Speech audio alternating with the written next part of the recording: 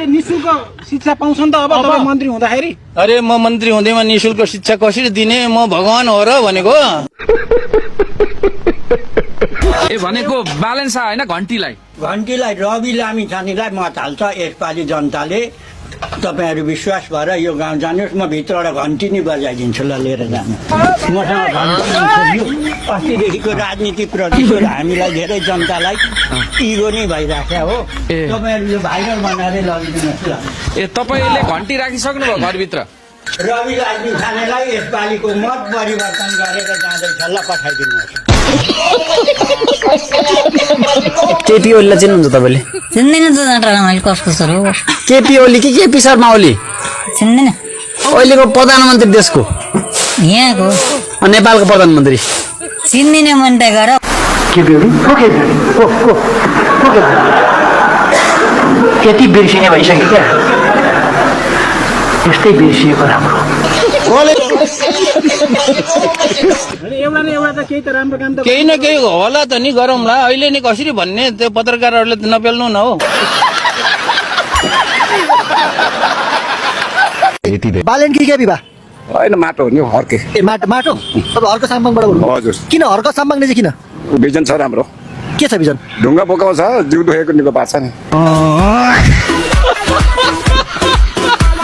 हुन त केही वर्ष अगाडिदेखि नै मैले के भन्ने गरेको थिएँ भने 99% म राजनीतिमा लाग्दैन।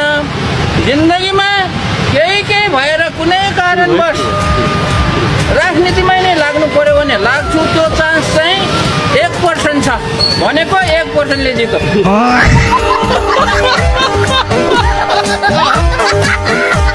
अब घाइतेको लागि के हुन्छ मन्त्रीज्यू? अब घाइतेको लागि उपचार हुन्छ।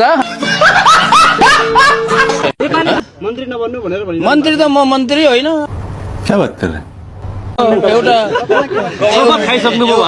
एउटा जिम्मेवारी, एउटा भनौँ न, एउटा औपचारिक रूपमा मन्त्री भएको हो, तर व्यवहारमा चाहिँ म मन्त्री हुँदैन। कुरो घाँस त्यो हो क्या। त्यो जनरल कुरा नसोध, के ठोस कुरा सोध। यतै छ त फेरि जनरल कुरा सोधे।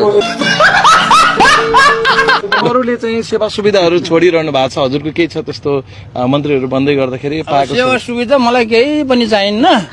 म चाहिँ अब मन्त्रालयमै बस्ने हो, त्यहीँ ओछ्यान लाउने हो, त्यहीँ सुत्ने हो।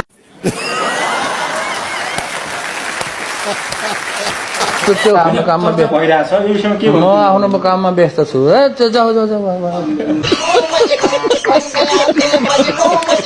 सञ्जालमा चाहिँ कहिलेकाहीँ के हुन्छ, कुनै आलोचकलाई चाहिँ अलि कडैसँग, अझ भन्दा कहिलेकाहीँ त अलि तिक्ततापूर्ण तरिकाले, अझ कहिलेकाहीँ त तल्लै त झरेर पनि जवाफ दिनुहुन्छ क्या। किनभने म चाहिँ मान्छे हो।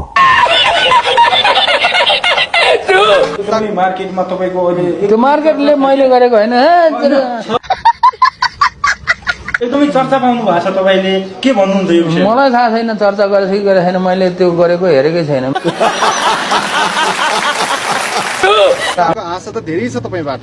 आश गरेर हुँदैन, नेपालीहरू धेरै आश गर्छ क्या। आफूले चाहिँ काम गर्दैन, आफूले काम गर्दैन, आश मात्र धेरै गर्छन् होइन। बात त सही है। यो क्षेत्रमा तपाईले के गर्दै हुनुहुन्छ त? अब के गरिन्छ भन्ने कुरा त अहिले भन्ने कुरा होइन क्या। यो त अपरझट किताब बेच्दै गरेको मान्छेलाई यहाँ ल्याएर मन्त्री बनाइदिएपछि बिरामीहरूलाई आत्मबल बढाउनको लागि चाहिँ हजुरले के टिप्स दिएर आउनु भयो? स्याउ र स्याउ, अब के अरे फुलको गुच्चा अनि केरा। 23-24 गतिको घटनालाई यहाँले कसरी हेर्नु भएको छ? 23-24 गते त म त उहाँ के अरे इलामको माथि फाकफुकथुङ भन्ने ठाउँतिर थियो।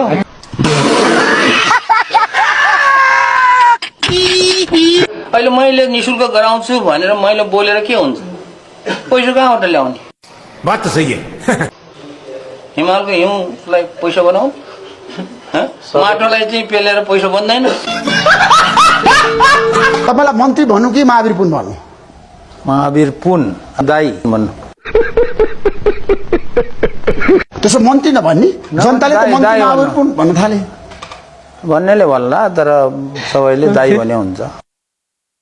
2 दिनमा चाहिँ कस्तो फिल भइरहेछ तपाईँलाई? फिलै हुँदैन मलाई, कस्तो पनि फिल हुँदैन, जे भयो पनि फिल हुँदैन, राजै बनाइदियो भने फिल हुँदैन है, राष्ट्रपति बनाइदिए पनि प्रधानमन्त्री बनाइदिए पनि एउटा के अरे साधारण चाहिँ लेबर बनाइदियो भने मलाई केही फिल कुरा, मलाई कसैले पनि गिफ्ट नदेऊ भन्छु, गिफ्ट दिन्छ, दियो भने मैले बेचिदिन्छु, त्यही हो। नेपालमै बसेर केही गरौँ भन्ने युवाहरूलाई चाहिँ के सन्देश दिन चाहनुहुन्छ? जेसुकै गर भन्ने सन्देश दिन्छु मैले। मलाई थाहा छ तपाईँ धेरै अध्ययनशील मान्छे हो, व्यक्ति हो, महावीर पुञ्जी। अध्ययनशील होइन म, होइन व्यवहारिक ज्ञान तपाईँसँग धेरै छ क्या, मैले चिनेको काम गर्दै जाँदाखेरि गरेको हो, म अध्ययन गर्दै गर्दैन, पढ्दैन पढ्ने। बुक लेख्नुपर्छ अब चाहिँ भन्ने चाहिँ के कारणले ड्राइभ गर्यो त्यो कुरा त्यो बुकमा छर्लङ्ग सुरुको पेजमा चाहिँ छर्लङ्गै पारेको छु। तपाईँ चुनाव लड्ने कि नलड्ने? म नलड्ने, 70 वर्ष होइन पोलिटिकल पार्टी खोलेर जाने कि नजाने? तपाईँलाई युवाहरूले बोलाए नजाने कुरा नजाने। केही वर्ष अगाडिदेखि नै मैले के भन्ने गरेको थिएँ भने 99% म राजनीतिमा लाग्दैन, जिन्दगीमा केही भएर कुनै कारणवश राजनीतिमै नै लाग्नु पर्यो भने लाग्छु, त्यो चान्स चाहिँ 1% छ, भनेको 1%ले जित्छ। तराईतिर रौतहटतिर चाहिँ काम नगरिकन भोटै नदिने रहेछ कि के कस्तो रहेछ? होइन होइन, जनताले सुन्नुहोस् न, अब कोही जनताले काम गरिरहेको छ भने म खेतबारीमा गएको छु भने, खेतमा गएको छु भने, किसानले त्यहाँ उखु काटिरहेको छ भने मैले किसानलाई सहयोग गर्ने कि नगर्ने? कि काम त मान्छेले गरेर सानो हुँदैन क्या, काम गर्नुपर्छ। कामबाट मान्छेले एउटा सन्देश के दिनुपर्छ भन्दाखेरि नेपालमा नेपालीहरू आफ्नो काम आफै गर्न सक्षम छन् भन्ने सन्देश पनि दिनुपर्छ, पर्दैन? ये बड़ी अच्छी बात कही यार। यति धेरै एनर्जी चाहिँ कसरी आउँछ सर? इनर्जीको कुरा त भात खाएपछि आउँछ इनर्जी। माया हृदय खोलेर के हुन्छ र मसित बोलेर